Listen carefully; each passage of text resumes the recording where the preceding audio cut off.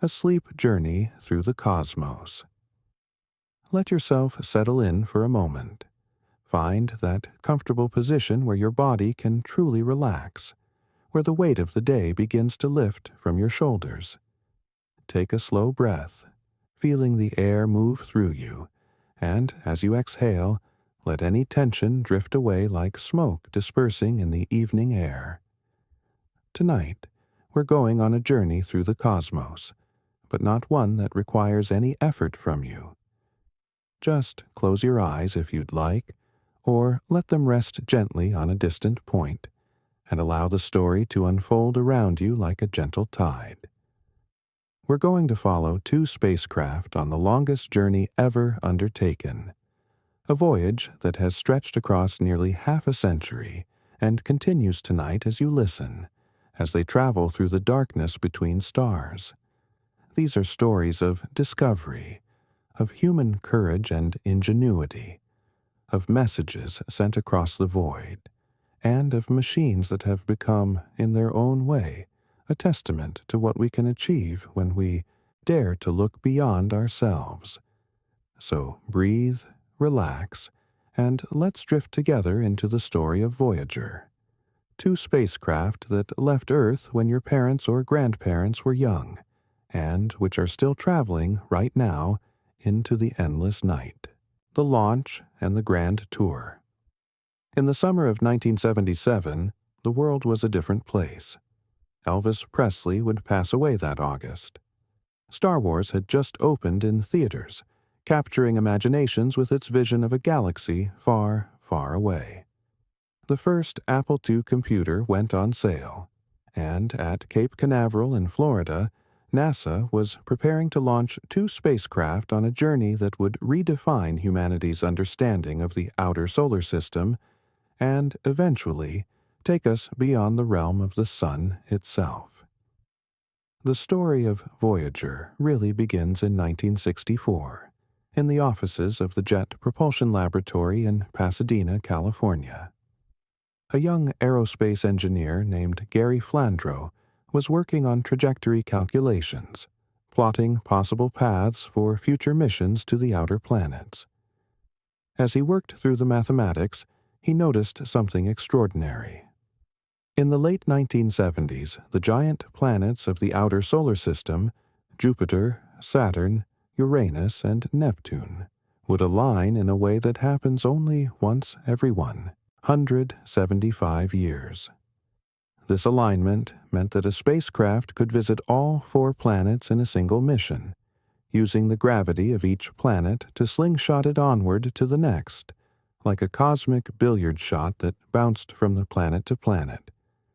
This technique, called gravitational assist or gravity assist, had been proposed theoretically but never demonstrated on such a grand scale. The idea was elegantly simple. As a spacecraft approaches a planet, it falls into the planet's gravitational well, accelerating as it gets closer. If the trajectory is calculated correctly, the spacecraft swings around the planet and is flung back out in a new direction, having stolen a tiny fraction of the planet's orbital momentum. To the spacecraft, it's as if it got a tremendous boost in speed, enough to carry it onward to the next destination. The planet, of course, is so massive that this theft of momentum is utterly imperceptible. Flandreau's discovery sparked tremendous excitement at NASA and in the broader scientific community. Here was a chance to visit all the outer planets, worlds that had never been seen up close, in a mission that would take about 12 years rather than the 30 or more it would take if each planet had to be visited separately. The proposal that emerged was called the Grand Tour. It was ambitious, perhaps overly so. The plan called for 4 spacecraft, 2 that would visit Jupiter, Saturn, and Pluto, and 2 others that would visit Jupiter, Uranus, and Neptune. But this was the early 1970s, and NASA's budget was being squeezed. The Apollo program was winding down, and attention was shifting to the space shuttle, which was consuming an ever larger share of available funding. The Grand Tour, with its projected cost of about $1 billion, became a political liability. In December of 1971, the program was canceled. Yet the dream didn't die. NASA engineers, unwilling to let this once-in-a-lifetime opportunity slip away, found a way to salvage the mission. They proposed a scaled-back version, just 2 spacecraft, and a primary mission that would focus only on Jupiter and Saturn. But, crucially, the spacecraft would be designed with enough capability and fuel reserves that, if the first missions succeeded, one of them could continue onward to Uranus and Neptune. It was a compromise, but it kept the door open to achieving the Grand Tour's goals. The new mission was initially called Mariner Jupiter-Saturn, borrowing the name from NASA's successful Mariner program of planetary probes. The spacecraft would use technology proven on the earlier Mariner missions and on the Viking orbiters that had been sent to Mars. But as the design progressed, it became clear that these spacecraft were evolving into something new, something beyond the Mariner heritage. In March of 1977, just months before launch, NASA held a competition to rename the mission. The name Voyager was chosen, evoking the spirit of exploration and long journeys into the unknown. Each Voyager spacecraft was a marvel of 1970s engineering. Picture a box about the size of a compact car, mounted on a 10-sided structure that served as the main bus. Attached to this bus was a large dish antenna, 3.7 meters across, that would serve as the spacecraft's primary means of communicating with Earth. This antenna had to be kept pointed at Earth with extraordinary precision. From billions of miles away, Earth would appear as nothing more than a pale blue speck, and the spacecraft's radio beam was so narrow that being off by even a fraction of a degree would mean the signal would miss Earth entirely.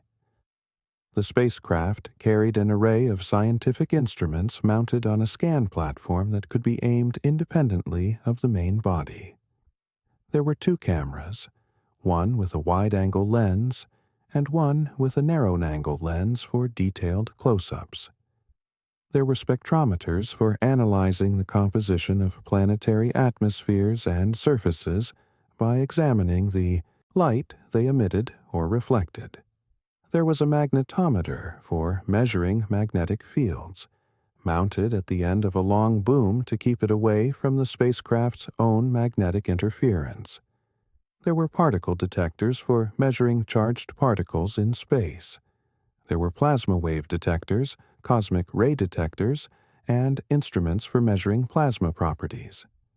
Powering all of this was not solar panels. The outer solar system is far too distant from the Sun for solar power to be practical, but 3 radioisotope thermoelectric generators, or RTGs. These devices were essentially nuclear batteries. They contained pellets of plutonium-238, a radioactive isotope that produces heat as it decays. This heat was converted into electricity using thermocouples. At launch, the 3 RTGs together produced about 470 watts of electricity, enough to power several high-end desktop computers. But plutonium-238 has a half-life of 88 years, meaning that over time, the IDI power output would gradually decline as the plutonium decayed. The mission planners knew this would eventually limit how long the spacecraft could operate, but they hoped for at least 5 years of useful data, long enough to complete the Jupiter and Saturn encounters. The computer systems aboard Voyager were, by modern standards, almost comically primitive. The spacecraft carried 3 different types of computers, 6 computers in total. The total memory available was about 68 kilobytes, less than a single email attachment might contain today. The processors operated at speeds measured in thousands of instructions per second, while a modern smartphone executes billions of instructions per second. Yet these computers would have to manage all the spacecraft's operations, control the instruments, store data, and handle the complex sequences needed to perform planetary flybys, all while operating autonomously for days or weeks at a time, since radio signals from Earth took hours to reach the spacecraft. Voyager 2 launched first on August 20th, 1977, atop a Titan III E Centaur rocket. The launch was picture-perfect, the rocket climbing into the blue Florida sky and arcing eastward over the Atlantic Ocean. 16 days later, on September 5th, Voyager 1 followed on an identical rocket. Though it launched second, Voyager 1 was placed on a faster, more direct trajectory. It would reach Jupiter 4 months before its twin and arrive at Saturn 9 months earlier. The reason for this launch order was strategic. Voyager 2's trajectory preserved the option to continue onward to Uranus and Neptune, but this came at the cost of a slower journey. Voyager 1, on the other hand, was aimed to make a close flyby of Saturn's largest moon, Titan, which scientists knew had a substantial atmosphere and was one of the most intriguing worlds in the solar system. But flying close to Titan would send Voyager 1 on a path that carried it up and out of the plane of the solar system, making any further planetary encounters impossible. The plan was simple. If Voyager 1 successfully completed its Titan flyby and returned good data, then Voyager 2 would be cleared to skip Titan and continue to the outer planets. If Voyager 1 failed, Voyager 2 could be retargeted to visit Titan itself, sacrificing the grand tour but ensuring that this important moon was studied. Just 13 days after launch, Voyager 1 provided a preview of the wonders to come. From a distance of 7.25 million miles, still well within the inner solar system, it turned its cameras back toward home and captured the first-ever photograph showing the Earth and Moon together in a single frame. It was a humbling image, our world and its companion reduced to tiny crescents against the black void, a reminder of how small we are and how far these spacecraft would travel. The journey to Jupiter would take more than a year for Voyager 1, a bit longer for Voyager 2. During this cruise phase, the spacecraft were not idle. Engineers put the instruments through their paces, checking and calibrating every system. The spacecraft practiced the complex sequences they would execute during the planetary encounters, aiming their instruments at distant stars and calibrating their cameras. And slowly, inexorably, the two Voyagers arced outward through the inner solar system, crossing the asteroid belt without incident. Space is vast and empty, and the chances of hitting anything were vanishingly small, and pressing on toward the realm of the giant planets. Jupiter, the first revelation. As Voyager 1 approached Jupiter in early 1979, anticipation at NASA and in the worldwide scientific community reached a fever pitch. Jupiter, the king of planets, was already known to be a world of extremes. Ground-based telescopes had shown its banded clouds, its great red spot, a storm large enough to swallow multiple Earths, and had revealed that it possessed at least 13 moons. Pioneer 10 and Pioneer 11 had flown past the planet in 1973 and 1974, returning the first close-up images and confirming that Jupiter's environment was even more hostile than expected, with intense radiation belts that had nearly crippled Pioneer 11's instruments. But Voyager would go further. Its instruments were more sophisticated, its cameras had higher resolution, and the mission planners had learned from Pioneer's experiences. Photography began in January of 1979, when Voyager 1 was still more than 50 million miles away. Even from that distance, the images being returned were already better than the best views from Earth-based telescopes. Scientists watched, mesmerized, as Jupiter grew in the camera's field of view, its details becoming sharper with each passing day. Voyager 1 made its closest approach to Jupiter on March 5, 1979, passing about 220,000 miles above the cloud tops, close enough that the spacecraft had to move quickly to avoid being captured by Jupiter's immense gravity. The encounter lasted only a few hours at closest approach, but Voyager 1 had been observing intensely for weeks beforehand and would continue for weeks afterward. In total, it captured almost 19,000 images of Jupiter and its moons. What those images revealed transformed our understanding of this giant world.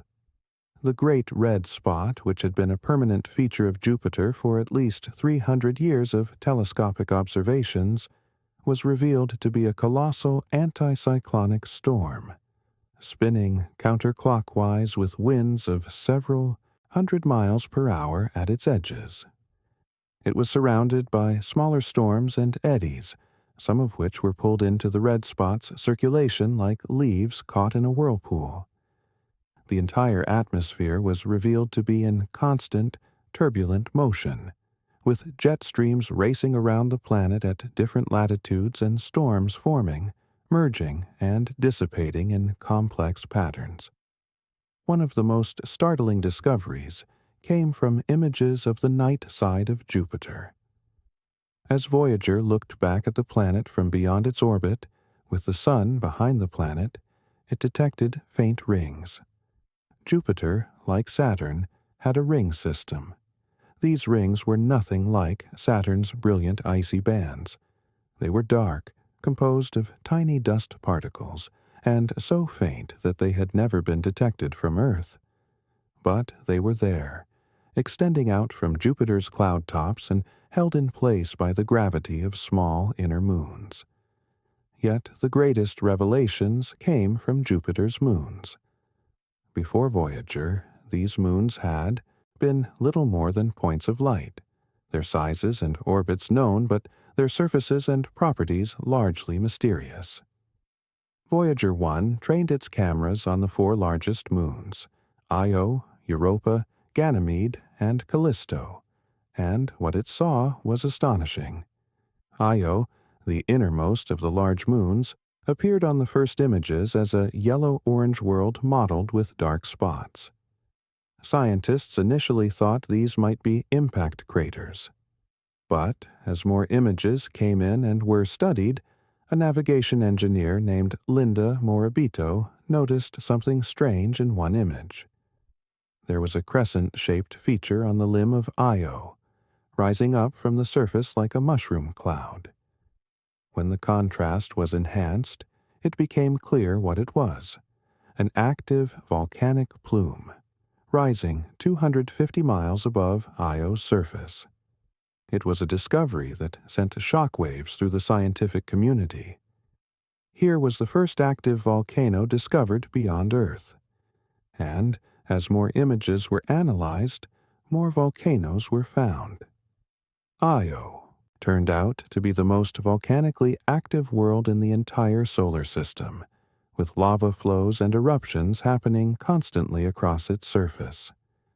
The heat driving this volcanism came not from radioactive decay in Io's interior, as drives Earth's volcanism, but from tidal heating. Jupiter's immense gravity stretches and squeezes Io as it orbits, and this constant kneading generates tremendous amounts of heat, enough to keep Io's interior molten and drive continuous eruptions. Europa, the next moon outward, was entirely different. Its surface was smooth, bright white, covered in water ice. But the ice was crisscrossed with a network of cracks and ridges, and there were very few impact craters, suggesting that the surface was young, constantly renewed by some process. Scientists began to hypothesize that beneath Europa's icy shell there might be a subsurface ocean of liquid water, kept from freezing by tidal heating, similar to what powers Io's volcanoes. If such an ocean existed, it would be one of the most intriguing places in the solar system to search for life. This hypothesis would be strengthened by later missions, and today, Europa is considered one of the prime targets for future exploration. Ganymede, the largest moon in the entire solar system, larger even than the planet Mercury, showed a surface divided into two types of terrain: dark, ancient, heavily cratered regions, and lighter, younger regions covered with complex patterns of grooves and ridges. It appeared that Ganymede had experienced geological activity in its past, with tectonic processes reshaping parts of its surface. Callisto, the outermost of the four large moons, was heavily cratered, its ancient surface a record of 4 billion years of impacts. 4 months after Voyager 1's encounter, Voyager 2 arrived at Jupiter. Its trajectory was slightly different, offering different viewing angles and the opportunity to observe changes in Jupiter's atmosphere over the intervening time. Voyager 2 confirmed that 8 of the 9 volcanoes spotted by Voyager 1 on Io were still active, suggesting that volcanic activity was not just constant, but ubiquitous on that tortured world. Together, the two Voyagers took more than 33,000 images of the Jupiter system and returned a wealth of data on its magnetic field, radiation environment, and plasma environment. The findings revolutionized planetary science. Before Voyager, the moons of the outer planets had been thought of as cold, dead worlds, geologically inert balls of ice and rock. Voyager showed that this was far from true. These moons were complex, diverse, geologically active worlds in their own right, each with its own story to tell. The implications were profound. If there could be active geology and potentially liquid water oceans in the frigid outer solar system, then the possibilities for where life might exist in the universe suddenly seemed much broader. Saturn and Triton, the jewel of the solar system. After their encounters with Jupiter, both Voyagers continued outward toward Saturn, the solar system's most visually stunning planet with its magnificent ring system. The journey from Jupiter to Saturn took about a year and a half, and during that time the spacecraft coasted through interplanetary space, their instruments monitoring the solar wind and cosmic rays, their cameras occasionally turning to observe distant targets. Voyager 1 arrived at Saturn in November of 1980. As it had at Jupiter, Voyager began intensive observations weeks before closest approach, watching as Saturn grew from a distant star to a magnificent world of subtle bands and swirls, orbited by its glittering rings. The encounter was designed not just to study Saturn itself, but to make a close flyby of Triton, Saturn's largest moon and the second largest moon in the solar system after Ganymede. Triton had long been known to possess an atmosphere, making it unique among moons. Spectroscopic observations from Earth had revealed the presence of methane in Triton's atmosphere, and there were hints that the atmosphere might be substantial, perhaps even denser than Earth's. But the true nature of Triton's atmosphere and surface remained mysterious, hidden beneath an opaque haze. Voyager 1's flyby of Triton on November 12, 1980, was one of the mission's highest priorities. The spacecraft passed just 4,000 miles from Triton's surface, closer than it would come to Saturn itself. As the images came in, scientists were both delighted and frustrated. Delighted because the data confirmed that Triton's atmosphere was indeed thick and substantial, composed primarily of nitrogen with a surface pressure 1.5 times that of Earth's. frustrated because the thick orange haze in Titan's upper atmosphere completely obscured the surface. Voyager's cameras could not penetrate the haze, so while the spacecraft returned a wealth of data about Titan's atmosphere, the nature of its surface remained a mystery. The atmospheric data, however, was remarkable. Titan's atmosphere was revealed to be chemically complex, with methane, ethane, and various hydrocarbons present. The surface temperature was about minus 290 degrees Fahrenheit, cold enough that water ice would be as hard as rock, but right at the temperature where methane could exist as a liquid.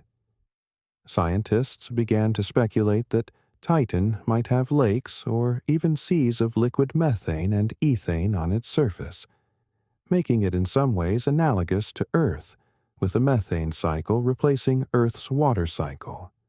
Methane rain falling from methane clouds, flowing in methane rivers to collect in methane seas. After passing Titan, Voyager 1 continued inward toward Saturn, making its closest approach to the planet on November 12th, passing 80,000 miles above the cloud tops. Saturn itself proved to be a more subtle world than Jupiter. Its atmospheric bands were less vivid, with pale yellows and creams dominating. But Voyager revealed fine structure in the clouds, smaller storms and eddies, and wind patterns that were in some ways even more extreme than Jupiter's, with equatorial winds reaching speeds of 1,000 miles per hour. The real glory of Saturn, however, was its rings. From Earth, even through large telescopes, Saturn's rings appear as fairly simple structures, a few broad bands separated by gaps.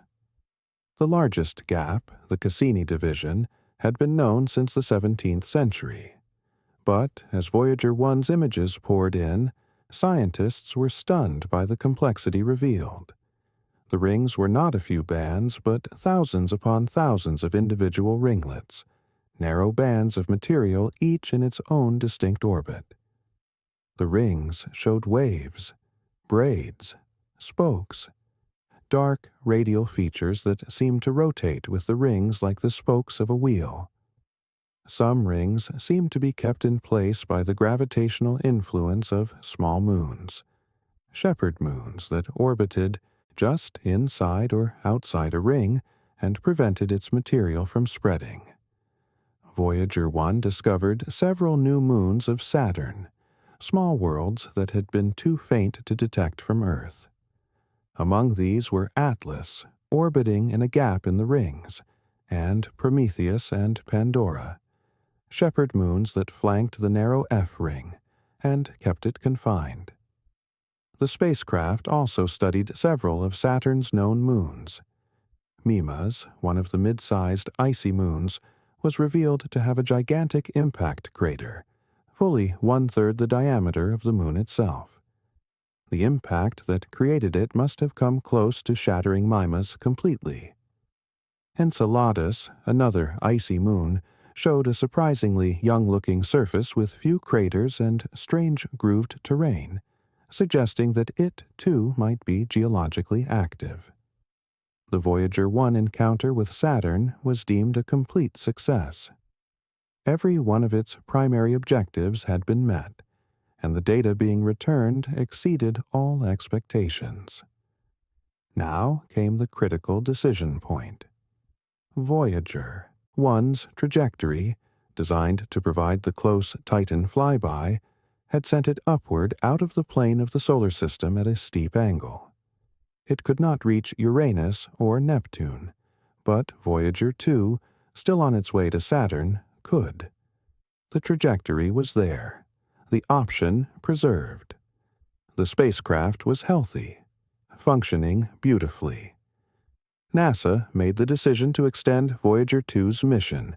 After its Saturn encounter, it would continue to Uranus, and if it was still functioning, onward to Neptune. The grand tour would happen after all. Voyager 2 reached Saturn in August of 1981, 9 months after its twin. Its trajectory was different. Designed now to set up the long journey to Uranus, it could not make a close Titan flyby. That was Voyager 1's job. But it was targeted to fly closer to Saturn itself and to approach from a different angle, providing complementary observations. Voyager 2 confirmed and extended the discoveries made by Voyager 1, capturing additional images of the rings, studying more moons, and providing new perspectives on Saturn's atmosphere. One of Voyager 2's contributions was a detailed study of Saturn's magnetic field and magnetosphere. Like Jupiter, Saturn possesses a powerful magnetic field generated by currents in its deep interior. This field creates a magnetosphere, a region around the planet where charged particles from the Sun are trapped and channeled by the magnetic field. Voyager 2 measured the shape and extent of this magnetosphere, tracked how it interacted with Saturn's moons, some of which orbit within it, and detected radio emissions generated by charged particles spiraling along magnetic field lines. After its Saturn encounter, Voyager 2 began the long coast toward Uranus, a journey that would take 4.5 years. Voyager 1, meanwhile, continued northward out of the solar system plane, its planetary exploration phase complete, but its mission far from over. Uranus and Neptune. Into the unknown. The years between Saturn and Uranus were, in a sense, a test of endurance. Voyager 2 was now farther from Earth than any spacecraft had ever traveled, and it was heading into even more distant and unknown territory. The spacecraft itself was aging. It had been designed for a 5-year mission, Jupiter and Saturn, and had already exceeded that design life. Some systems had degraded or failed. The scan platform, the movable platform that held the cameras and other instruments, had temporarily seized up during the Saturn encounter, causing a nail-biting delay before engineers managed to free it. The team learned to be gentler with the platform, moving it more slowly, nursing it along. Communication was also becoming more challenging. The farther Voyager traveled, the weaker its radio signals became by the time they reached Earth. The Deep Space Network, NASA's system of giant radio antennas in California, Spain, and Australia, had to be continually upgraded to keep pace.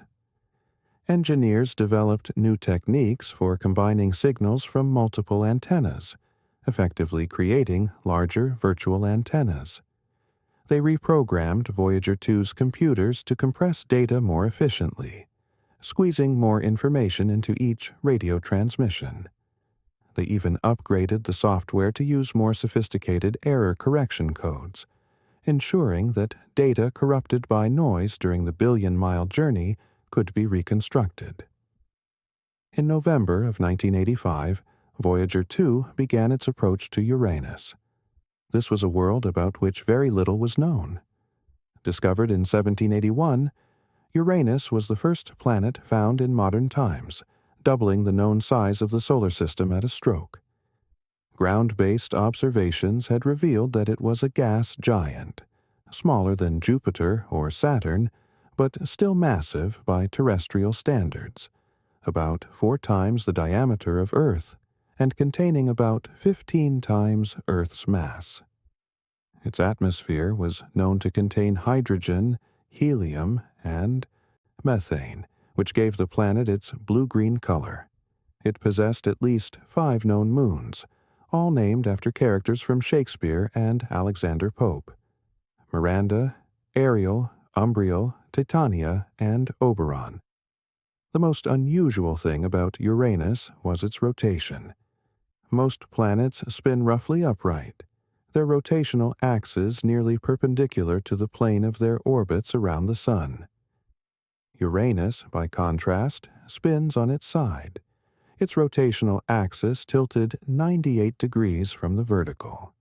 This means that Uranus's poles alternately point almost directly at the Sun as the planet orbits, giving it the most extreme seasons in the solar system. Each pole experiences 42 years of continuous sunlight, followed by 42 years of continuous darkness. Voyager 2 made its closest approach to Uranus on January 24, 1986, passing within 50,000 miles of the cloud tops. The encounter took place while one of Uranus's poles was pointed nearly at the Sun, so Voyager's view was, in essence, looking down onto the planet's southern hemisphere as if looking at a target from above. The first impressions of Uranus were of a remarkably bland world. Its atmosphere showed almost no visible features, just a uniform pale cyan color. There were no dramatic storms like Jupiter's Great Red Spot, no cloud bands like Saturn's. The planet appeared almost featureless. Only when the images were heavily processed and enhanced did subtle details emerge. A few faint clouds, some slight banding, hints of structure. The atmosphere was clearly there, but its dynamics were muted compared to the other giant planets. Voyager did, however, reveal a complex and surprising magnetic field. Scientists had expected Uranus's magnetic field to be aligned roughly with its rotation axis, as is the case for Earth and the other planets with magnetic fields. Instead, Voyager found that Uranus's magnetic field was tilted 60 degrees from its rotation axis and offset from the center of the planet.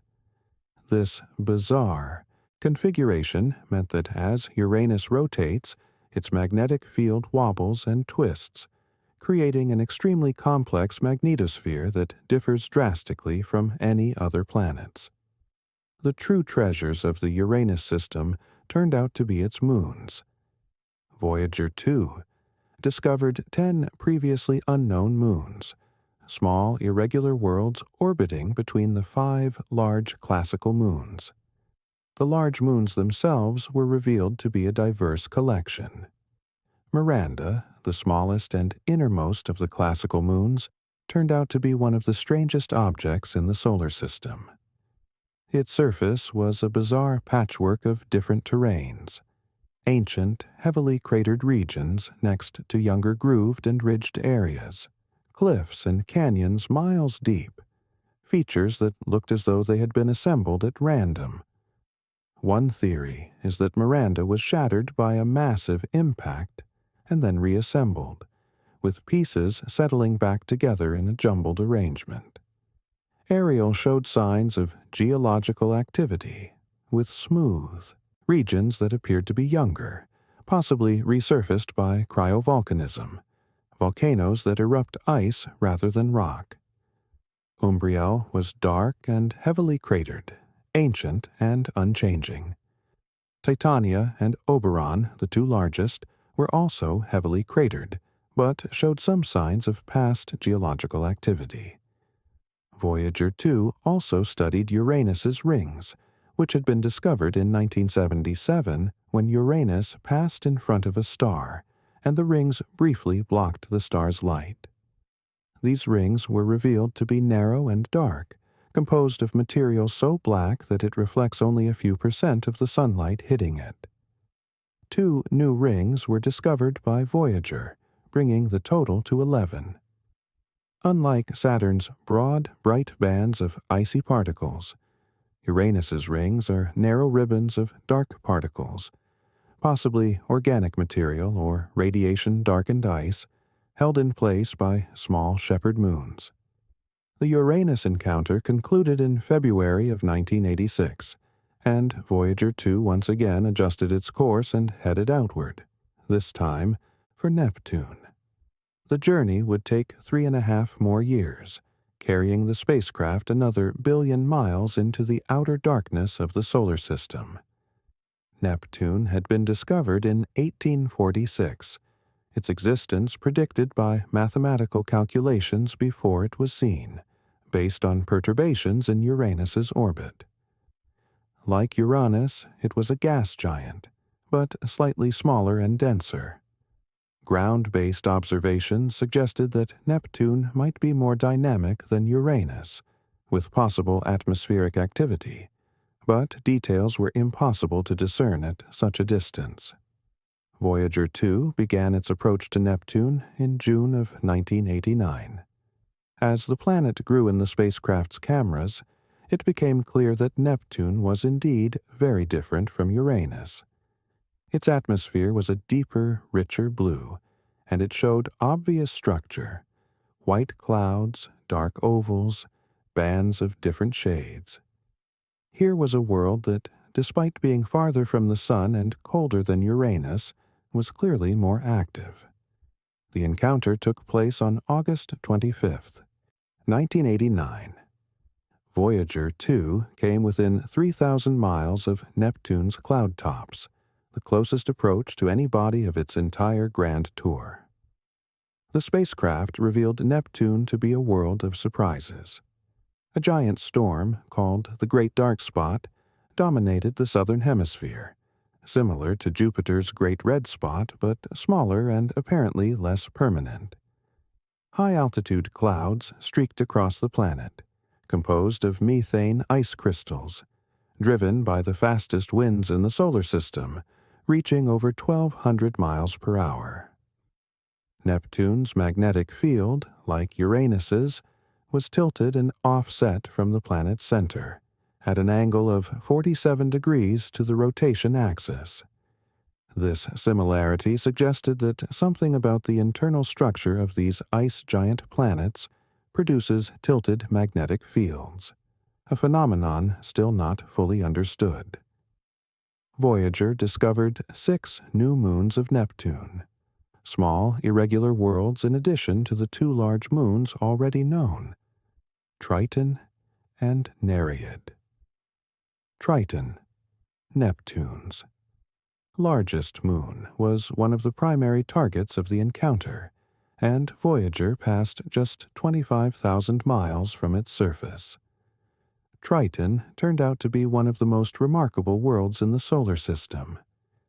It is the coldest known surface in the solar system, with temperatures around minus 391 degrees Fahrenheit. Despite this extreme cold, Triton proved to be geologically active. Voyager's cameras captured dark plumes rising from the surface, nitrogen geysers erupting through the icy crust and carrying dark material up into the thin atmosphere before the winds carried it downrange, creating dark streaks across the frozen landscape. Triton's surface was young, with very few impact craters, indicating that geological processes had resurfaced it relatively recently. The terrain was a mixture of different features: smooth plains, cantaloupe-like pitted regions, ridges, and valleys. Some regions appeared to be frozen nitrogen lakes. The surface composition included nitrogen ice, methane ice, carbon dioxide ice, and water ice, a mixture that would be exotic and alien by Earth standards, but which becomes possible in the extreme cold at Neptune's distance from the Sun. Triton is also unusual in that it orbits Neptune in a retrograde direction, backward compared to Neptune's rotation and to the orbits of most other moons. This is strong evidence that Triton did not form alongside Neptune, but was captured from elsewhere, perhaps from the Kuiper Belt, the region of icy bodies beyond Neptune's orbit. The capture process would have been violent, with tidal forces heating Triton's interior, potentially explaining its geological activity. Over time, tidal forces have circularized Triton's orbit, but they are also slowly drawing it closer to Neptune. In about 3.5 billion years, Triton will pass within Neptune's Roche, limit the distance at which tidal forces will overcome the Moon's own gravity, and it will be torn apart, its material forming a magnificent new ring system around Neptune. Just before Voyager 2 left the Neptune system, it turned its cameras back toward the inner solar system. On February 14, 1990, at a distance of 3.7 billion miles from the Sun, Voyager 1 executed a command sequence that had been uploaded weeks earlier. Its cameras, which had been powered down since the Saturn encounter to conserve electricity, and because there were no more planets to photograph, were turned back on one last time. Voyager 1 rotated, sweeping its camera across the solar system, capturing 60 frames that would be assembled into a family portrait of the planets. The resulting images were dim and grainy. At such a distance, even giant Jupiter appeared as little more than a bright pixel. But one image in particular captured the imagination of the world. In a shaft of scattered sunlight, surrounded by the emptiness of space, was Earth, appearing as a tiny pale blue dot, just 0.12 pixels in size. Carl Sagan, who had been one of the original advocates for including cameras on Voyager and who had pushed for this final imaging sequence, reflected on this image in words that have become iconic. Look again at that dot. That's here, that's home, that's us. On it, everyone you love, everyone you know, everyone you ever heard of, every human being who ever was, lived out their lives, on a mote of dust suspended in a sunbeam. This pale blue dot photograph became one of the most important images in the history of space exploration, a cosmic perspective on humanity's place in the universe. The Golden Record. A message in a bottle. Mounted on the exterior of each Voyager spacecraft is a golden record, a 12-inch gold-plated copper disc that contains sounds and images from Earth. This record is one of the most poignant aspects of the Voyager mission, a message intended not for human eyes or ears, but for any extraterrestrial intelligence that might, in the distant future, encounter one of the spacecraft drifting through interstellar space. The idea for the record came from Carl Sagan and his colleagues at Cornell University. NASA had already included plaques on the Pioneer 10 and 11 spacecraft, simple engravings showing the form of a man and woman, the spacecraft's trajectory, and a symbolic representation of Earth's location. But for Voyager, Sagan proposed something more ambitious, a record that would carry sounds and images, capturing something of Earth's diversity and the nature of the civilization that had built the spacecraft. NASA approved the concept but provided almost no funding, so the record was created largely through volunteer effort. Sagan assembled a small team, including his colleague Frank Drake, science journalist Timothy Ferris, artist John Lomberg, and writer Anne Druyan. They had less than a year to conceive, select, and produce the record's contents. It was an impossible task. How do you represent an entire planet, an entire species, in 2 hours of audio and 116 images? The record contains greetings in 55 languages, from ancient Akkadian to modern Chinese, each speaker offering a brief message of peace and goodwill. There are the sounds of Earth, thunder and rain, wind and waves, bird calls and whale songs. There are the sounds of human activity, a heartbeat, footsteps, laughter, a kiss, a baby crying. There are the sounds of human technology, trains, cars, aircraft, even a Saturn V rocket launching, the same type of rocket that carried humans to the moon. There is music, 90 minutes of it, selected to represent the diversity of human musical expression across cultures and time. The selection includes Bach's Brandenburg Concerto No. 2, representing Western classical music. There is Chuck Berry's Johnny B. Good, representing rock and roll. There are traditional songs from around the world, a Navajo night chant, a Japanese bamboo flute piece, Peruvian panpipes, a Georgian chorus, Indonesian gamelan music, and more. There is a Beethoven string quartet, Mozart, Stravinsky, and Louis Armstrong. The images, 116 of them, were encoded as analog signals on the record. They show mathematical and physical concepts, the structure of DNA, human anatomy, images of plants and animals, landscapes and seascapes, cities and farms, various human activities, and portraits of people from different cultures. The selection tried to be inclusive, showing humanity in its diversity, though constrained by the limits of what could fit and the technology available for encoding images onto an audio record. One of the most remarkable stories connected to the Golden Record involves Anne Druyan.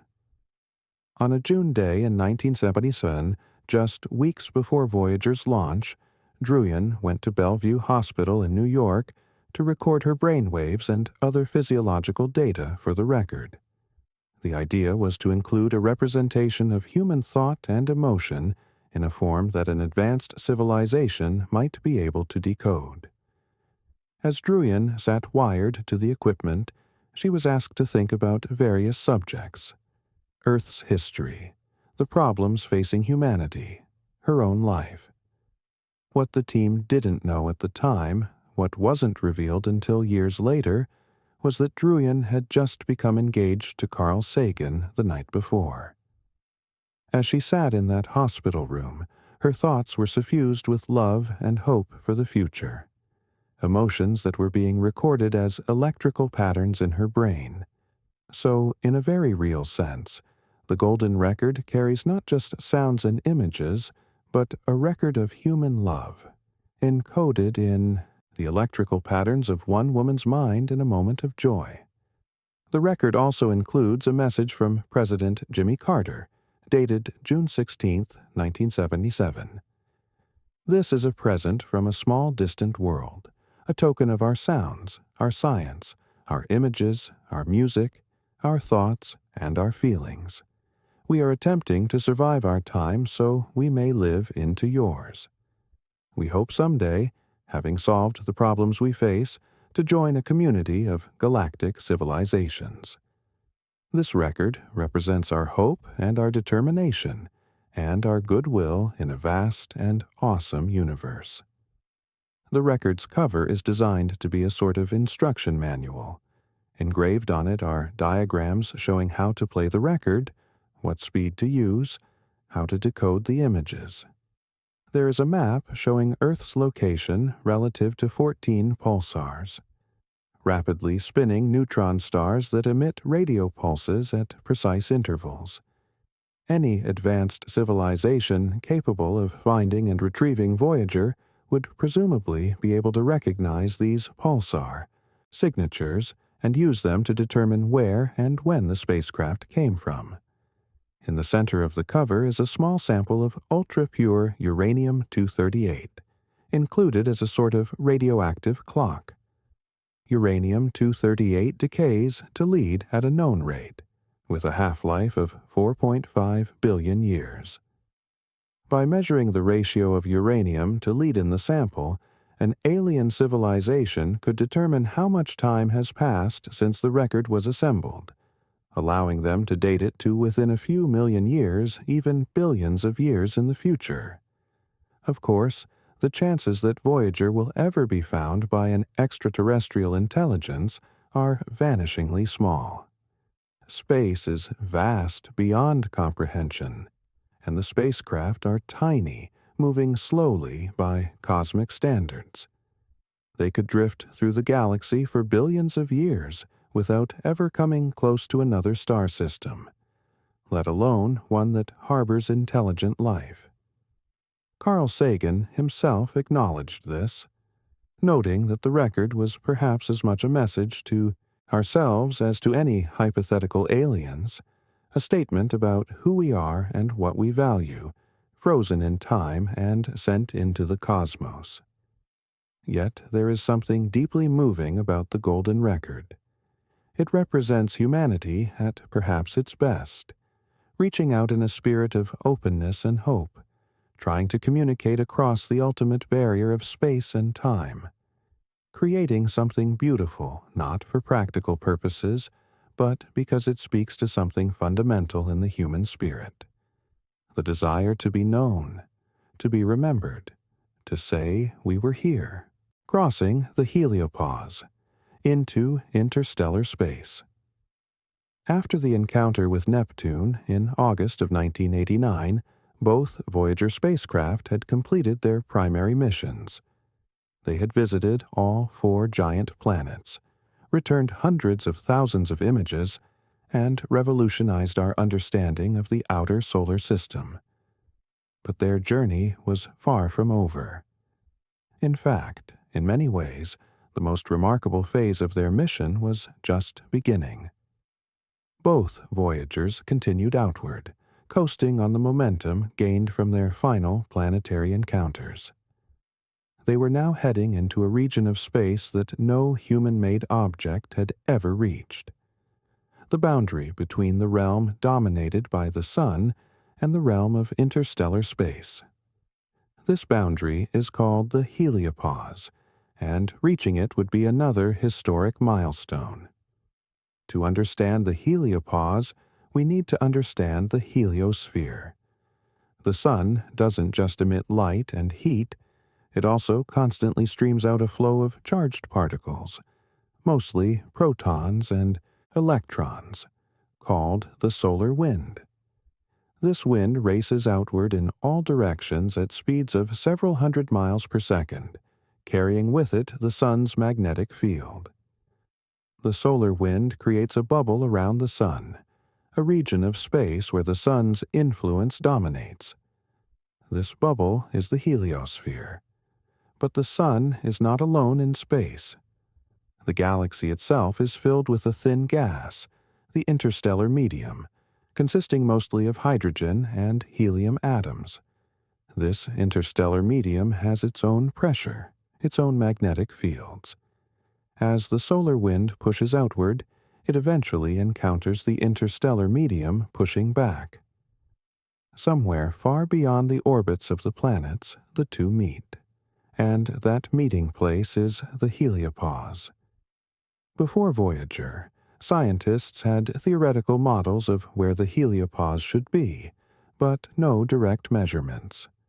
Estimates suggested it might be somewhere between 8 and 14 billion miles from the Sun, roughly 100 times the distance from the Sun to Earth. But there was uncertainty about its exact location and structure, and about what crossing it would actually mean in terms of the environment spacecraft would encounter. The journey to the Heliopause would take decades. The Voyagers were traveling fast by human standards. Voyager 1 at about 38,000 miles per hour relative to the Sun, Voyager 2 at about 35,000 miles per hour. But space is vast, and even at these speeds, the spacecraft inch outward at what seems an agonizingly slow pace when measured in astronomical units. Through the 1990s and 2000s, the Voyagers continued transmitting data. Most of their instruments had been shut down to conserve power, but a few key instruments remained active, measuring particles and magnetic fields in the outer reaches of the solar system. The spacecraft were exploring a region called the heliosheath, the outer layer of the heliosphere, where the solar wind has been slowed and deflected by its collision with the interstellar medium. In December of 2004, Voyager 1 crossed the termination shock, the boundary where the solar wind slows from supersonic to subsonic speeds as it begins to pile up against the pressure of the interstellar medium. This was the first spacecraft to reach this boundary, and it provided the first direct measurements of the termination shock's location and properties.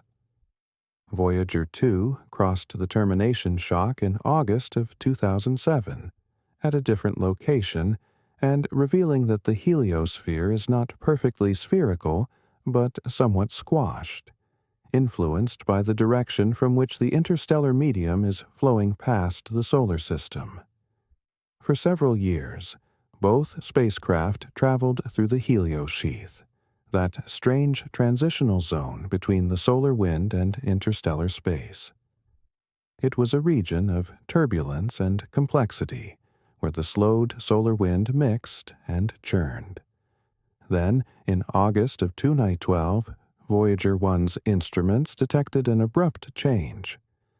The flux of solar wind particles suddenly dropped to nearly zero, while the flux of higher energy cosmic rays from interstellar space increased sharply.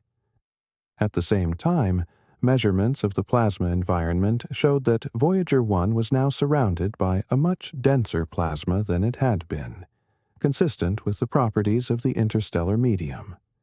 It took several months of analysis to confirm what had happened. On August 25, 2012, Voyager 1 had crossed the Heliopause. It had left the heliosphere and entered interstellar space. For the first time in history, a human-made object was traveling through the space between stars. The announcement, made by NASA in September of 2013 after careful verification, was momentous.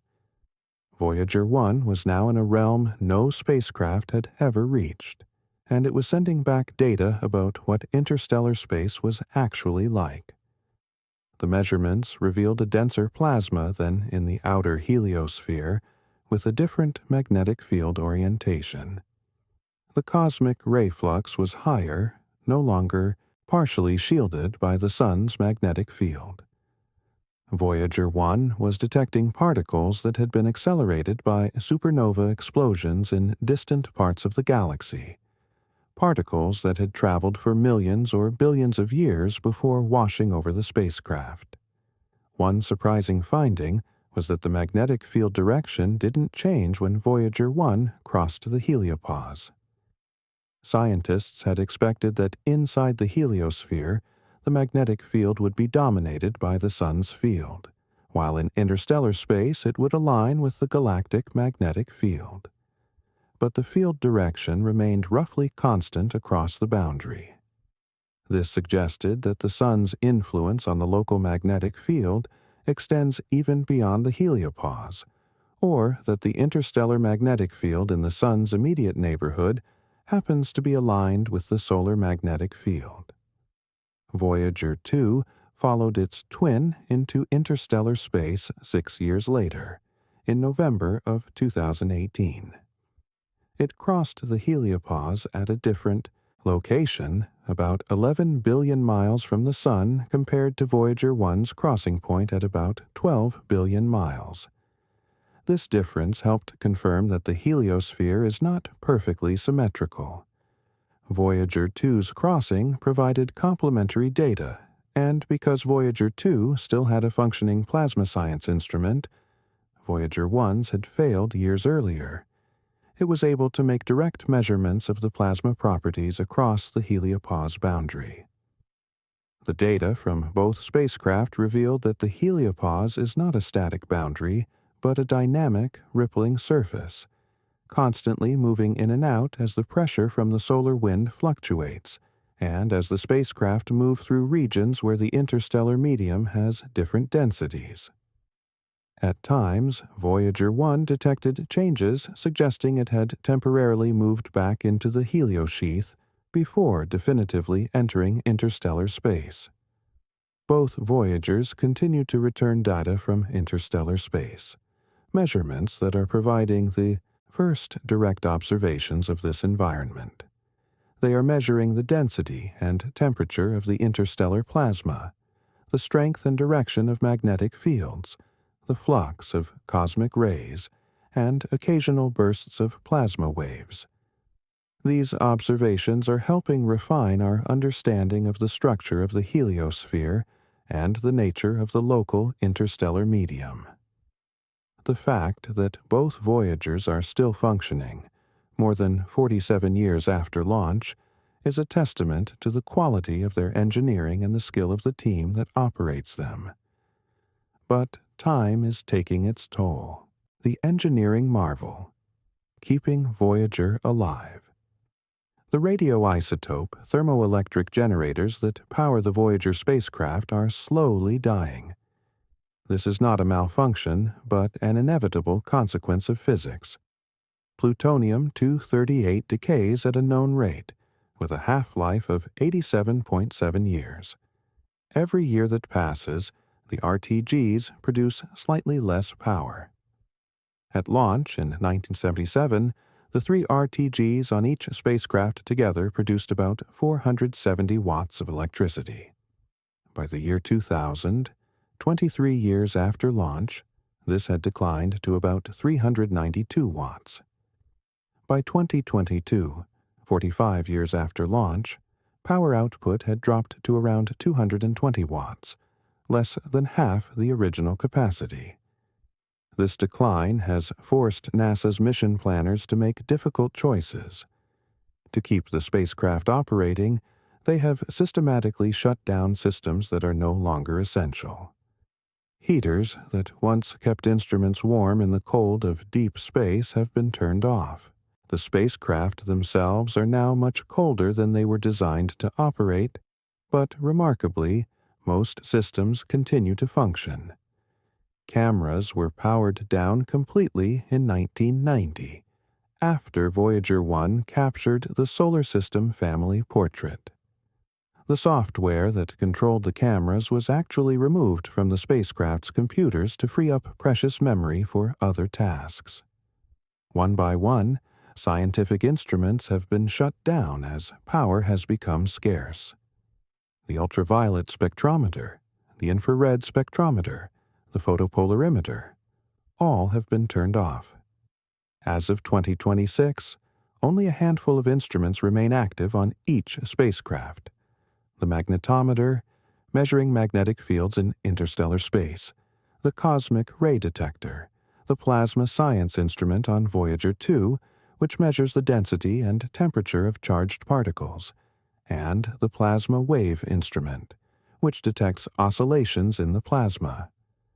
These 4 remaining instruments are returning irreplaceable data about the environment beyond the solar system, data that no other spacecraft can provide.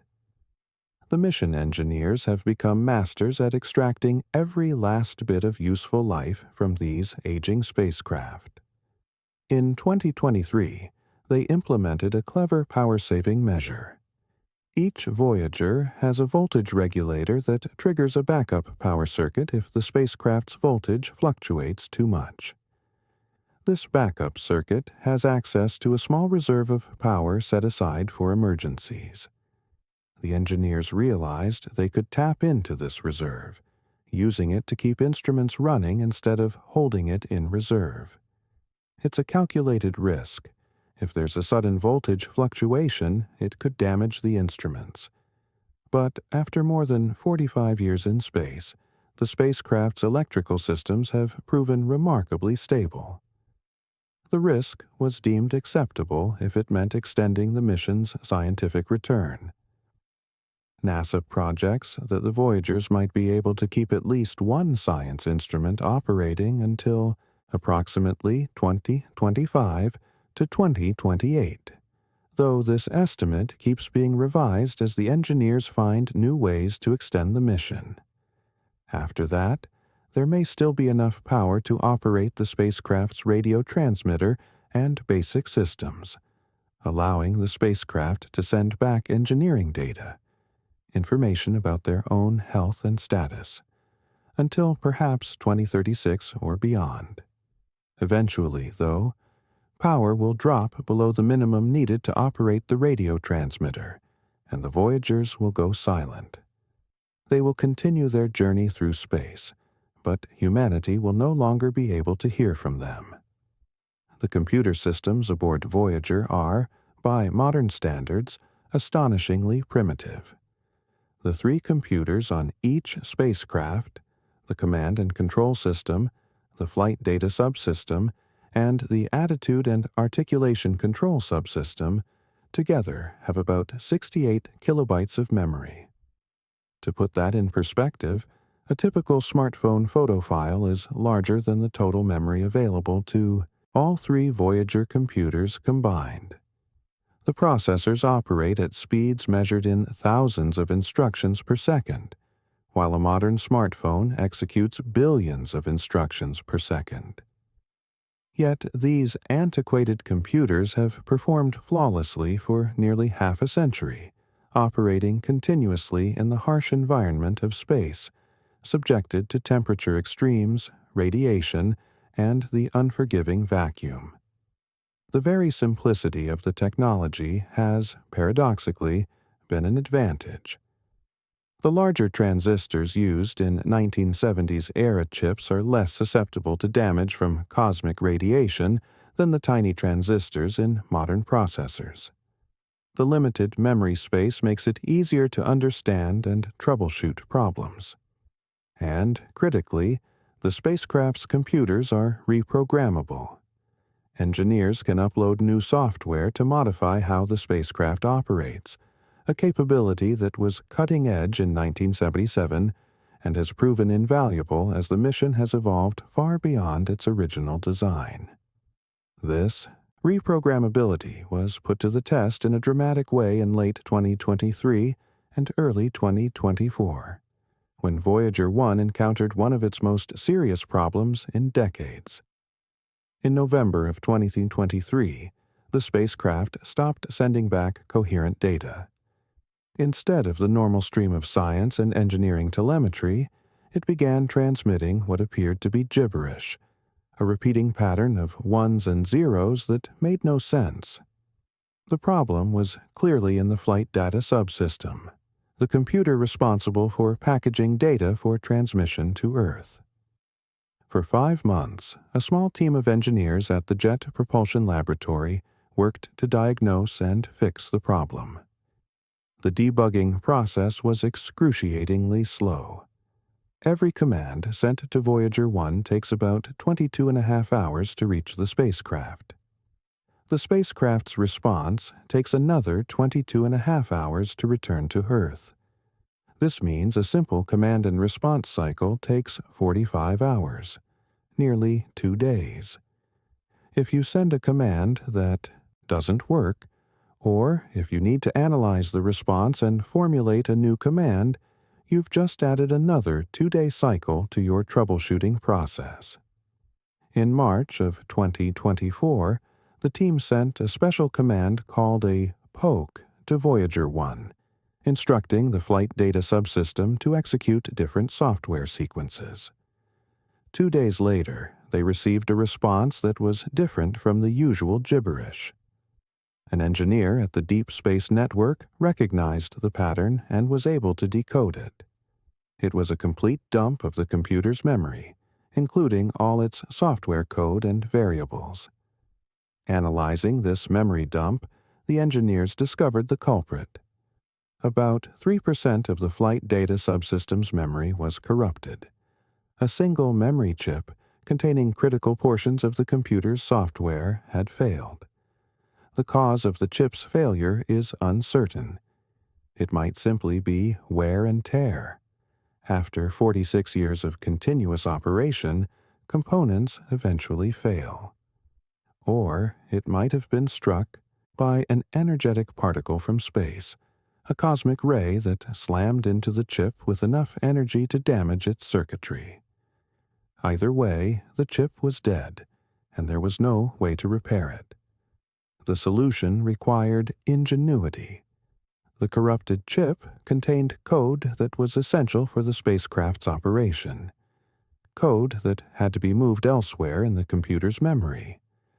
But there was no single location in the remaining memory large enough to hold all the affected code. The team would have to divide the code into sections, store each section in a different available location, and then modify the code so that it would still function correctly despite being fragmented. They would also need to update all the references to this code throughout the rest of the computer's memory. On April 18, 2024, the team uplinked a modified version of the code responsible for packaging engineering data, relocated to new addresses in the computer's memory. They waited anxiously for the response. On April 20th, confirmation arrived. The modification had worked. For the first time in 5 months, Voyager 1 was sending back readable engineering data. The team celebrated, but their work wasn't done. Over the following weeks, they relocated the rest of the affected code, section by section, until finally, Voyager 1 was fully operational again, returning both engineering and scientific data. It was a triumph of engineering skill and perseverance, fixing a computer chip from 15 billion miles away with technology nearly half a century old. The incident also served as a reminder of how fragile these aging spacecraft are and how dedicated the small team that maintains them has become. Only about a dozen people now work on the Voyager mission, down from hundreds during the planetary encounters. Many of these engineers have been with the mission for decades. They have become specialists in maintaining systems that no longer exist anywhere else, using techniques and knowledge that are in danger of being lost as the engineers themselves age and retire. Communication with Voyager poses its own challenges. The spacecraft transmit data at a rate of only 160 bits per second, agonizingly slow by modern standards. A single high-resolution image from a smartphone would take hours to transmit at that rate, if Voyager's radios had the bandwidth to handle it at all. But this slow data rate is a consequence of distance and power. Voyager's transmitters output about 23 watts of power, roughly the same as a refrigerator light bulb. By the time this faint signal reaches Earth from billions of miles away, it has spread out over a vast area and weakened to an almost unimaginably faint whisper. The Deep Space Network antennas that receive Voyager's signals are engineering marvels in their own right. The largest antennas are 70 meters in diameter, massive dishes that can detect signals a billion times weaker than the power of a digital watch battery. Even with these enormous antennas and the most sensitive receivers available, the signal from Voyager is barely detectable. Engineers have continually upgraded the Deep Space Network over the decades to keep pace with the weakening signal as the spacecraft move farther away. The Voyager mission has also developed techniques to combine signals from multiple antennas, creating a larger, effective antenna. During critical events, antennas in different parts of the world are pointed at Voyager simultaneously, and their signals are combined in a process called arraying. This can effectively increase the sensitivity, allowing the detection of even weaker signals or the reception of data at higher rates. Recently, the Deep Space Network has faced its own challenges. Deep Space Station 43 in Canberra, Australia, the only antenna in the southern hemisphere capable of sending commands to Voyager, was offline for major upgrades throughout much of 2025. During this time, only limited communication with the Voyagers was possible, restricted to specific windows when other antennas could make contact. This added another layer of complexity and risk to managing these distant, aging spacecraft. The thrusters that control Voyager's attitude, its orientation in space, have also shown signs of age. The spacecraft must keep their high-gain antennas pointed precisely at Earth, despite traveling at thousands of miles per hour through the vast emptiness of interstellar space. This pointing is maintained by small thrusters that fire periodically to adjust the spacecraft's orientation. But the fuel lines for these thrusters have been clogging over time, as residue builds up inside them, reducing the thrusters' effectiveness. In 2017, engineers performed a remarkable operation on Voyager 1. The spacecraft had been using a set of attitude control thrusters to maintain its orientation, but these thrusters were showing signs of clogging. The engineers decided to switch to a different set of thrusters, called trajectory correction maneuver thrusters, that hadn't been fired since 1980, during the Saturn encounter. It was uncertain whether these thrusters would still work after sitting dormant for 37 years. The command was sent, and 2 days later, the response came back. The thrusters had fired perfectly. The switch extended Voyager 1's operational life by several years. The same operation was successfully performed on Voyager 2, and in 2024, both spacecraft underwent additional thruster swaps as the clogging problem persisted. The spacecraft are now, in the words of Voyager project manager Suzanne Dodd, operating with everything single string, meaning there are no longer any backup systems. If a critical component fails, there may be no way to work around it. Every day that Voyager continues to function is, in a sense, borrowed time. A gift from the foresight of the engineers who designed these spacecraft to be robust, and the skill of those who continue to maintain them. The lonely voyage ahead. As of January 2026, Voyager 1 is approximately 15.4 billion miles from Earth, in the constellation Ophiuchus. It is traveling outward at about 38,000 miles per hour relative to the Sun, or roughly 3.6 astronomical units per year. An astronomical unit is the average distance from Earth to the Sun, about 93 million miles. Every year, Voyager 1 moves about 3.6 times farther from the Sun than Earth's entire orbit is wide.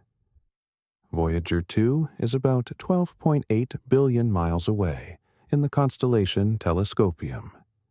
It's traveling at about 35,000 miles per hour, adding roughly 3.3 astronomical units to its distance from the Sun each year.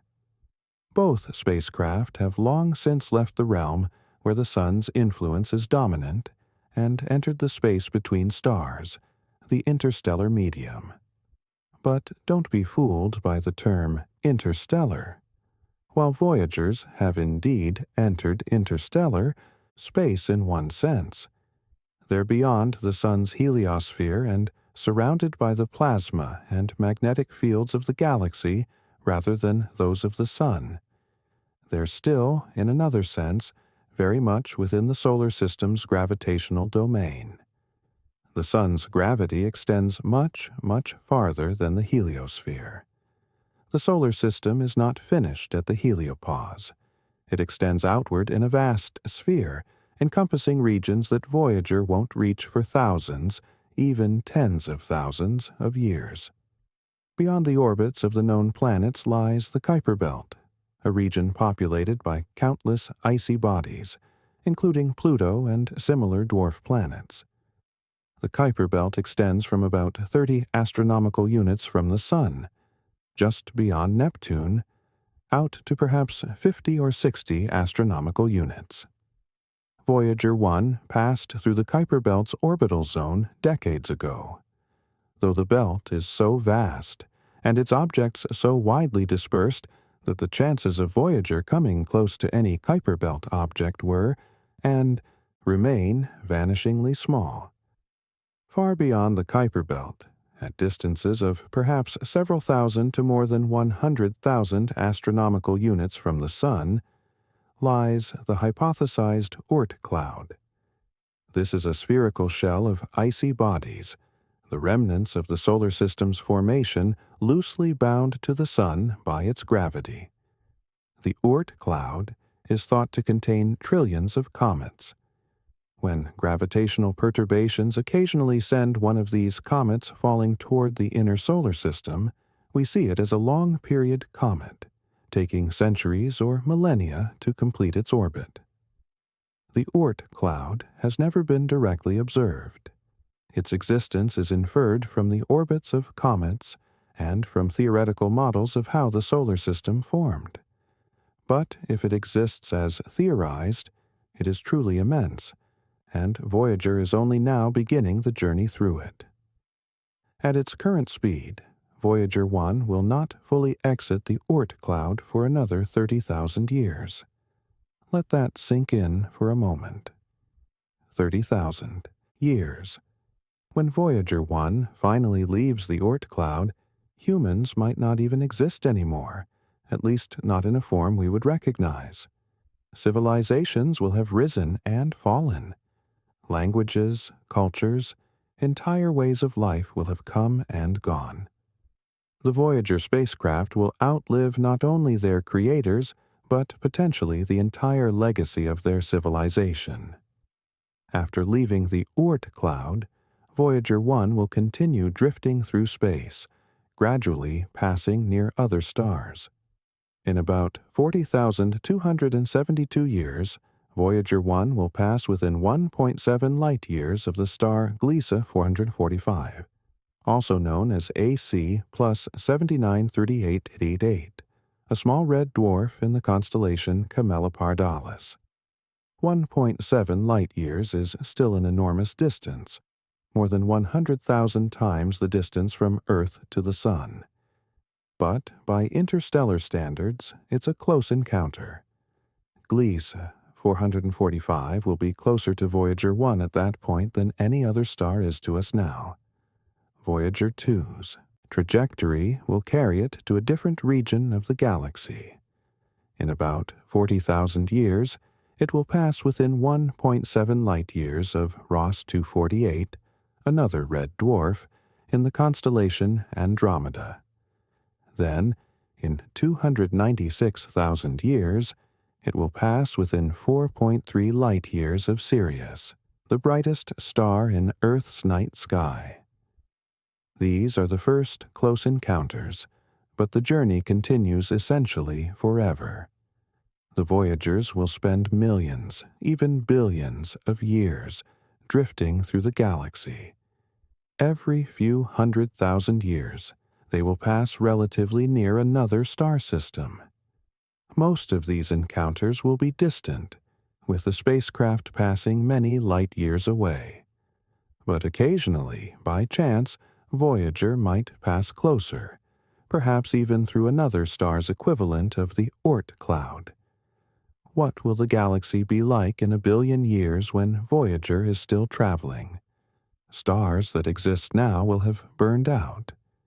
New stars will have formed from collapsing clouds of gas and dust. The Sun will have evolved into a red giant, swelling up to engulf the inner planets, then shedding its outer layers to become a white dwarf. Earth, if it survives the Sun's red giant phase at all, will be a scorched, lifeless cinder, or perhaps consumed entirely. But Voyager will still be out there, sailing silently through the void. The spacecraft themselves will change over these vast timescales. Even in the hard vacuum of space, there are occasional collisions with atoms and dust grains. Over millions of years, these impacts will gradually erode the spacecraft's surfaces. The golden records, those messages from Earth, will become pitted and scratched. The spacecraft's exteriors will be darkened by micrometeorite impacts and cosmic radiation, but the rate of decay will be extraordinarily slow. Space is vast and empty. In the Milky Way galaxy, the average distance between atoms in interstellar space is a few atoms per cubic centimeter. For comparison, Earth's atmosphere at sea level contains about 25 billion molecules per cubic centimeter. Space is emptier than the best vacuum we can create in laboratories by more than 15 orders of magnitude. In such emptiness, collisions are rare, and the spacecraft will erode at a glacial pace. Eventually, after billions of years, Voyager will have traveled a significant fraction of the way across the galaxy. The Milky Way is about 100,000 light-years in diameter, and at its current speed, Voyager is moving at about 1/10,000th the speed of light. This means it would take about 1 billion years to traverse 100 light years and 10 billion years to cross the galaxy, longer than the current age of the universe. But the galaxy itself is moving, rotating around its center, and Voyager is moving with it. So the notion of crossing the galaxy is somewhat meaningless. Voyager will simply continue to orbit the galactic center along with the Sun and all the other stars, slowly passing close to some stars and drifting away from others in an eternal, random walk through the stellar neighborhood. Barring a direct collision with something solid, an event of such low probability that it's unlikely to happen even over billions of years, Voyager will essentially last forever. Or at least, it will last until the far future when the universe itself undergoes profound changes. In trillions of years, star formation will cease as the galaxy runs out of gas. The stars that exist will burn out one by one, leaving behind white dwarfs, neutron stars, and black holes. The universe will enter what cosmologists call the degenerate era, dominated by these stellar remnants. Voyager will still be there, an artifact from a time when stars still shone and planets still harbored life. In the unimaginably distant future, in 10 to the 32nd to 10 to the 40th power years, even protons may decay, if certain theories of physics are correct. When that happens, the atoms that make up Voyager will gradually disintegrate. The spacecraft will cease to be a coherent object and will dissolve into a cloud of exotic particles and radiation. But until then, Voyager remains, a wanderer, a testament to a species that once looked up at the stars and dared to reach beyond their world. What happens if, against all odds, Voyager is one day found by an extraterrestrial intelligence? The Golden Record provides instructions for how to play it and how to decode its contents. The beings who find it, if they exist and if they are technologically advanced enough to retrieve the spacecraft, would presumably be able to figure out the record's contents. They would hear the sounds of Earth, our music, our languages, the wind and rain, and the calls of animals that lived on a world they will likely never see. They would see our images, the structure of DNA, the form of the human body, pictures of our cities and landscapes. They would know that we existed, that we were curious, that we reached out into the cosmos in an attempt to communicate, even knowing that any response would be impossibly delayed. They would know, in Carl Sagan's words, that we tried to survive our time so we may live into theirs. Of course, the reality is that Voyager will almost certainly never be found. Space is too vast, and the spacecraft too small. The chance of an encounter is infinitesimally low. But that's not really the point. The Golden Record, like the mission itself, is about more than practical outcomes. It's about what these artifacts say about humanity, that we are a species capable of looking beyond ourselves, of creating something not for immediate gain, but for the sheer sake of reaching out into the unknown. In that sense, Voyager's message has already been received. We received it ourselves, in the act of sending it. The legacy and meaning of Voyager. Nearly half a century after their launch, the Voyager spacecraft have given us gifts that extend far beyond the stunning images of planets and moons they returned. They have fundamentally changed our understanding of the solar system and our place within it. Before Voyager, the outer planets were mysterious worlds known only as points of light or blurry disks through telescopes. Voyager transformed them into real places, each with its own distinct character and story. Jupiter became a world of storms and radiation, orbited by moons that were themselves fascinating worlds. Saturn's rings were revealed to be structures of exquisite complexity. Uranus and Neptune, those distant ice giants, each had their own surprises. And the moons, oh, the moons, turned out to be far more interesting than anyone had imagined. Volcanic Io, icy Europa with its possible subsurface ocean, nitrogen geysering Triton. These became places we could imagine exploring in more detail, targets for future missions. Voyager also taught us about the nature of discovery itself. The mission demonstrated that sometimes the most important findings are the ones you don't expect.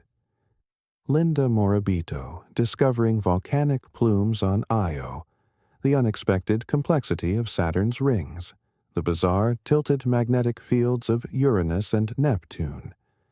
These were not predictions verified, but genuine surprises that forced scientists to rethink their understanding. Voyager showed that nature is often stranger and more wonderful than we imagine, and that the act of exploration, of going to look for yourself rather than simply theorizing from a distance, reveals truths that no amount of speculation could have predicted. The pale blue dot photograph, taken as Voyager 1, looked back at the inner solar system from 4 billion miles away, has become one of the most iconic and meaningful images ever captured. Carl Sagan's reflection on this image has been quoted countless times, but it bears repeating, at least in part, because it captures something essential about Voyager's legacy. Consider again that dot, Sagan wrote. That's here. That's home. That's us. On it, everyone you love, everyone you know, everyone you ever heard of, every human being who ever was, lived out their lives. The aggregate of our joy and suffering, thousands of confident religions, ideologies, and economic doctrines, every hunter and forager, every hero and coward, every creator and destroyer of civilization, every king and peasant, every young couple in love, every mother and father, hopeful child, inventor and explorer, every teacher of morals, every corrupt politician, every superstar, every supreme leader, every saint and sinner in the history of our species lived there, on a mote of dust suspended in a sunbeam. That perspective, that cosmic sense of scale and our tiny place within it, is perhaps Voyager's most important contribution. It's a perspective that should engender humility, a reminder that our planet is fragile and precious, the only home we have in an incomprehensibly vast universe. The Voyager mission also represents a kind of human achievement that seems increasingly rare. It was ambitious, risky, and undertaken without any guarantee of success or immediate practical benefit. There was no economic return on sending robots to the outer planets. There was no military advantage. It was done for knowledge, for curiosity, for the sheer human desire to explore and understand. In that sense, Voyager represents humanity at its best, looking outward, asking questions, reaching beyond ourselves. The engineers and scientists who built and operated Voyager had to be optimistic. They had to believe that solving complex problems was possible, that careful design and rigorous testing would pay off, that ingenuity could overcome obstacles, and they had to be patient. The journey to Neptune alone took 12 years. The mission has now lasted 47 years. Far longer than the original 5-year design life. The people who launched Voyager in their 20s and 30s are now in their 70s and 80s, or have passed away. The mission has spanned careers, lifetimes even. Yet it continues. There's something profoundly moving about that continuity. A small team of dedicated engineers and scientists, many of whom have been with the mission for decades, continues to monitor these aging spacecraft, solving problems, extending the mission year by year. They do this knowing that Voyager's end is inevitable and not far off now. Perhaps another few years, maybe a decade if they're lucky, and then the power will finally fail, and Voyager will go silent. But they persist, extracting every last bit of scientific return, honoring the legacy of those who came before them and the spacecraft that have performed so remarkably. When Voyager does finally go silent, it will mark the end of an era. No human-made object will have traveled as far as Voyager won for decades, perhaps generations. The next truly interstellar missions are only in the planning stages, and it will be many years before they launch and additional decades before they reach the distances Voyager has achieved. For a long time, Voyager will remain humanity's most distant emissary, but even after we can no longer communicate with it, Voyager's journey will continue. The spacecraft will carry the Golden Record, that message from Earth, into the far future. Whether anyone ever finds it is almost beside the point. The act of sending it, of trying to communicate across the ultimate barrier of time and space, says something important about who we are.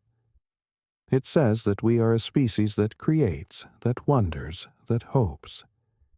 It says that we believe, or want to believe, that we are part of something larger than ourselves, that there might be other minds out there in the cosmos, and that communication, understanding, connection across the void is worth striving for. Carl Sagan once said that the Voyager record is more a gift to ourselves than to any extraterrestrials. It's a reminder of what we're capable of when we work together toward a common goal. It's a time capsule of Earth in the late 20th century, a snapshot of our world, our cultures, our aspirations. And it's a message of hope, a belief that humanity can solve its problems and continue into the future, that we won't destroy ourselves but will endure, and perhaps someday join a larger community of intelligent species in the galaxy. Whether that hope is justified, only time will tell. But Voyager, sailing silently through the darkness between stars, will carry that message forward for billions of years, long after everyone who built it, everyone who operated it, everyone who lived on Earth at the time of its creation has been forgotten. In that sense, Voyager is truly immortal, or as close to immortal as anything humans have ever created can be. Closing thoughts. And so we return gently to this moment, to this quiet time of rest. The Voyager spacecraft continue their journey, even now as you listen, every second carrying them thousands of miles farther from Earth. They are out there in the darkness, two tiny machines built by human hands, traveling through a realm no human will likely ever visit, returning faint whispers of data about the universe beyond our solar system. There is something comforting in knowing that Voyager is out there. These small emissaries, carrying our greetings and our music, our images and our hopes, are still traveling, still functioning, still sending back their messages. They are proof that we can accomplish remarkable things when we work together, when we apply our ingenuity and our persistence to a great challenge. As you rest tonight, you can imagine Voyager out there in the cosmic ocean. You can picture it moving silently through the space between stars, its instruments measuring the plasma and magnetic fields, its radio transmitter sending a faint signal back toward a pale blue dot that, from Voyager's perspective, is lost in the glare of the sun. Or perhaps Voyager has gone silent by now, its power finally exhausted, and it travels on in darkness, a ghost ship sailing through an infinite sea. Either way, Voyager's journey is not done. It will continue for billions of years, a testament to a species that wondered about the universe and dared to explore beyond the boundaries of their small world. And in that journey, there is a lesson for all of us, that curiosity, courage, and the willingness to reach beyond ourselves can lead to extraordinary achievements. That the universe is vast and beautiful and full of wonders, and that we, tiny as we are in the cosmic scale, are part of that universe, connected to it, able to understand it and marvel at it. Rest easy tonight, knowing that Voyager continues its lonely voyage, carrying a piece of humanity into the cosmos. Let that thought bring you peace.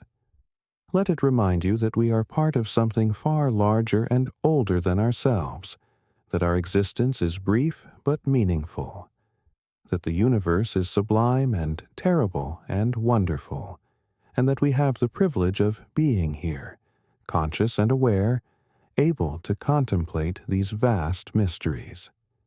If you've enjoyed this journey through space and time with Voyager, please consider subscribing to the Science Pillow and turning on notifications so you won't miss future explorations. Give this video a like if it helped you relax or taught you something new about these remarkable spacecraft and their incredible journey.